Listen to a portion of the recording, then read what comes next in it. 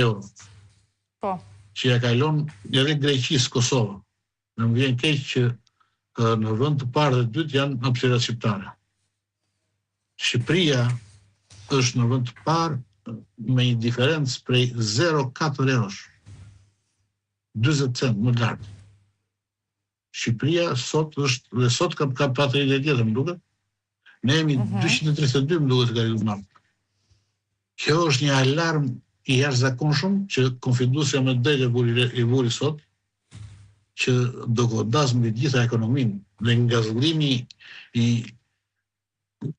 pafajshëm qoftë i atij kryeministrit tregon, nuk është prej kryeministri, është ngazëllim i njeriu që nuk kupton se çfarë po bën.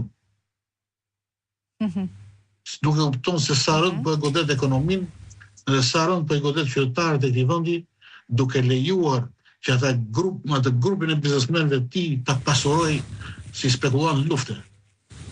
Si shndodhi njësoj me Ukrainën. Me njësoj stabilizuan dhe shpimet prapë në gjithë Europën, prapë në Shqipëri mbetën më të lartë në Europë, në nuk e uli njëri.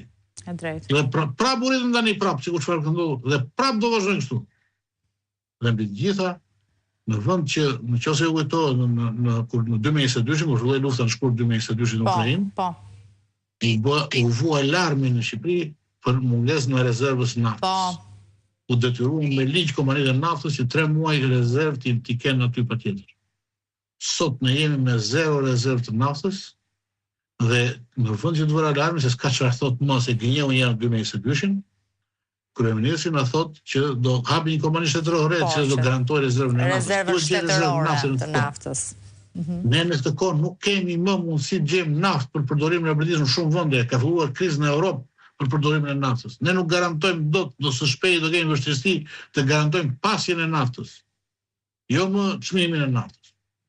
Sepse rezervat e naftës nuk janë. Dhe për të dikush do të mbaj përgjegjësi, ai që se ka bërë dhe ai që ka kontrolluar. E qartë. Ke kupton çka kemi të bëjmë? Kemi të bëjmë me bandit që e kanë kapur për fytyrë këtë vend dhe gajasen se ushtojnë fitimet nga lufta. Nuk kemi të bëjmë me qeverisje dhe me një shtet normal. Ky është problemi i madh këtu. E qartë. Ai ngazëllim aty për spekulantin lufte është gjëja më e turpshme që mund të ketë ndodhur. S'mund të ndodhë, nuk mundet që një kryeminist të mendojë që të mos i shikojë se si çmimet rriten, sepse ka kronika jo vetëm tek syri që ne shohim çdo ditë kronika se si njerëzit thonë nuk blen dot domate.